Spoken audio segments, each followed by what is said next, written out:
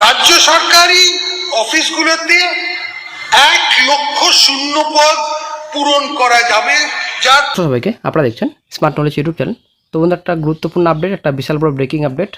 আজকে রাজ্য বাজেট ছিল, আশা করি আপনারা জানেন। রাজ্য বাজেটে কিন্তু অনেক বড় বড় ঘোষণা করেছেন। সব থেকে কিন্তু ভালো খবর, খুশির খবর, প্লাস এদিকে অনেকের হয়তো খারাপ খবরও হতে পারে। তবে বন্ধু, একটা গুরুত্বপূর্ণ আপডেট, যুব শক্তি মাসে 3,000 টাকা সবাই কিন্তু পাবেন না, ঠিক আছে? যারা গ্র্যাজুয়েশন করেছেন, এইচএস করেছেন, মাধ্যমিক পাস করেছেন, একটা কিন্তু রুলস রাখা হয়েছে, তবে কিন্তু আপনারা মাসে 3,000 টাকা করে পাবেন, ঠিক আছে? তো সিভিক, হোমগার্ড, আশাকর্মী, ডিএ, হাসপাতাল, সব ধরনের রকমের কিন্তু ঘোষণা করেছেন। একটা গুরুত্বপূর্ণ আপডেট, 1,00,000 শূন্যপদ নিয়োগ ডব্লিউবিতে নিয়োগ করা হবে, মোটামুটি 20,000 প্লাস। গ্রুপ ডি মোটামুটি এবং আদার্সে ভ্যাকান্সি রয়েছে, নন টিচিং স্টাফ, অন্যান্য ভ্যাকান্সিতে মোটামুটি 50,000 ভ্যাকান্সি রয়েছে। তো প্রথমে আমরা দেখে নিচ্ছি ডবল ইঞ্জিন কল্পতরু বাজেট, 10টি বড় ঘোষণা, ঠিক আছে?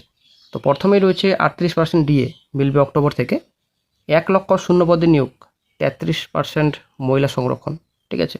1,00,000 শূন্যপদ। এখানে পুলিশে 20,000 নিয়োগ হবে, 50,000 শিক্ষক নিয়োগ, প্লাস এখানে আপনাদের থাকছে non teaching staff, group D, group C, ঠিক আছে? এবং বয়স্ক ভাতা, বিধবা ভাতা, বিশেষভাবে সক্ষমদের ভাতা 500 টাকা বৃদ্ধি করা হলো। তারপর সিভিক ভলেন্টিয়ার, গ্রিন পুলিশের পারিশ্রমিক 2,000 টাকা বৃদ্ধি, ঠিক আছে? যারা সিভিক ভলেন্টিয়ার রয়েছেন, গ্রিন পুলিশে রয়েছেন, তো খুশির খবর, 2,000 টাকা বাড়ানো হলো আপনাদের বেতন, অ্যাকচুয়ালি ভাতা। তো বয়স্ক বিধবা ভাতা 500 টাকা বাড়ানো হলো, এর আগে 1,000 টাকা ছিল, 500 টাকা, এদিকে 500 টাকা হবে বর্তমানে, ঠিক আছে? তো 2,000 টাকা কথা শোনা গেছিলো, তো 500 টাকা বাড়ানো হলো বর্তমানে এখন। তো এনভিএফ কর্মী, প্রাণীবন্ধু, প্রাণী মিত্রদের পারিশ্রমিক 2,000 টাকা বৃদ্ধি। তারপর অন্নপূর্ণা যোজনায় 36,000 কোটি টাকা বরাদ্দ করা হলো, ঠিক আছে? তো সেকেন্ড কিস্তি হয়তো সামনে মাসে পাবেন 1 তারিখে। তার বিধায়ক তহবিলে অর্থ 70 লক্ষ থেকে বেড়ে 1 কোটি। চলে আসছে নেক্সট স্টেপ, বাজেটে রয়েছে অঙ্গনারী ও আশা কর্মীদের মাসিক 5,000 টাকা বেতন বৃদ্ধি, ঠিক আছে? যারা অঙ্গনারীতে রয়েছেন, আশা কর্মী রয়েছেন, 5,000 টাকা বেতন বৃদ্ধি করা হলো। তারপর দুর্গাপুর, আসানসোল, শিলিগুড়িতে মেট্রো, পুরুলিয়া, মালদহে বিমানবন্দর, এর গুরুত্বপূর্ণ আপডেট।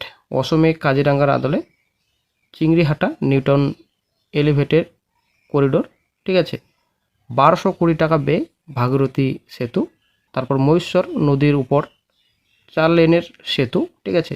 তো আমাদের উত্তরবঙ্গে আইআইটি, দেন এইমস তৈরি, অবশ্যই আমাদের দরকার, রায়গঞ্জে এইমস দরকার, ঠিক আছে? একটা গুরুত্বপূর্ণ রাজ্য বাজেটে। এই শূন্য পদগুলোর মধ্যে 20,000 পুলিশ বিভাগ, 50,000 শিক্ষক ও অশিক্ষক কর্মী। ক্লিয়ার, 38% ডিএ পাবেন বর্তমানে রাজ্য সরকারের কর্মচারীরা, 1 অক্টোবর থেকে কিন্তু শুরু হবে, ঠিক আছে?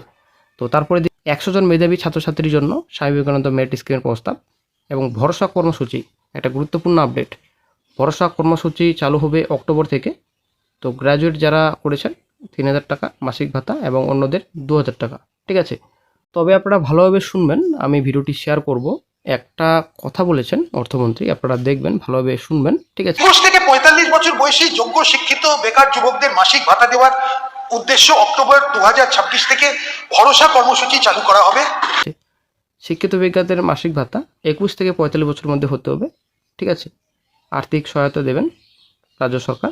তো ভরসা কর্মসূচি অক্টোবর থেকে এই প্রকল্প শুরু হবে। স্নাতক যারা করেছেন 3,000 টাকা মাসিক ভাতা এবং অন্যদের 2,000 টাকা করে আর্থিক সহায়তা দেওয়া হবে। তো তারপর বলা হয়েছে যে যেসব পরিবারে বার্ষিক আয় 1,00,000 টাকার কম, মাথা রাখবেন কিন্তু, ঠিক আছে? 1,00,000 টাকার কম বার্ষিক আয় যেসব পরিবারের এবং অন্য কোনো সামাজিক প্রকল্পের সুবিধা পাচ্ছেন না, তারাই এই সুবিধা পাবেন। তবে এই যে একটা পয়েন্ট, 1,00,000 টাকা বলা হয়েছে, 1,00,000-এর কম, এবং আরেকটা যেটা গুরুত্বপূর্ণ পয়েন্ট, যে অন্য কোনো সামাজিক প্রকল্পের সুবিধা পাচ্ছেন না। তবে এই যে কথাটি রয়েছে, এই কথা কিন্তু অনেক পয়েন্ট রয়েছে। এই যে প্রকল্পের সুবিধা প্রতিটি পরিবারের কথা বলেছে নাকি যিনি আবেদন করবেন তার কথা বলেছে, ঠিক আছে? ধরে নিন একটা পরিবারে সামাজিক প্রকল্পের কথা বলছি, অন্নপূর্ণা পায়, কিংবা বৃদ্ধ ভাতা পায়, কিংবা বিধবা ভাতা পায়, ঠিক আছে? সেই পরিবারে মোটামুটি 2 থেকে 3 জন সামাজিক ভাতা পায়।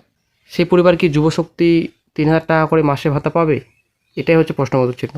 নাকি যিনি আবেদন করবেন, কথা আমি আবেদন করছি, আমি কোনো ভাতা পাচ্ছি না, কোনো রকম সামাজিক প্রকল্পের আমি সুবিধা নিচ্ছি না, তবে কি 3,000 টাকা করে পাবো? নাকি এখানে পরিবার কথা বলা হয়েছে? হচ্ছে একটা মেন পয়েন্ট, ঠিক আছে? যদি পরিবার কথা বলা হয় তাহলে অন্নপূর্ণা, বৃদ্ধ ভাতা, বিধবা ভাতা একটা পরিবার পায়। তবে তবে যুবশক্তির সুবিধা পাওয়া যাবে কিনা সেটাই হচ্ছে ব্যাপার। যখনই আবেদন স্টার্ট হবে তখনই কিন্তু বোঝা যাবে যে কি রুলস আনা হয়েছে, ঠিক আছে। তো যদি যিনি আবেদন করবেন তিনি যদি কোনো রকম সুবিধা না পান অন্যান্য প্রকল্পের, তো এটা কিন্তু ঠিক আছে। এরকম হলে কিন্তু মোটামুটি ম্যাক্সিমাম বেকার কিন্তু টাকা পাবেন, আর নইলে কিন্তু ম্যাক্সিমাম টাকা পাবেন না, ঠিক আছে। গ্র্যাজুয়েট বেকারদের জন্য 3,000 টাকা, অন্যদের মাসে 2,000 টাকা ভাতা দেওয়া হবে। যে সকল পরিবারের আয় 1 লাখ টাকার কম এবং যারা অন্য কোনো সামাজিক সুরক্ষা প্রকল্পের সুবিধা পাচ্ছেন না, এইসব পরিবারের প্রার্থীর জন্য প্রযোজ্য হবে।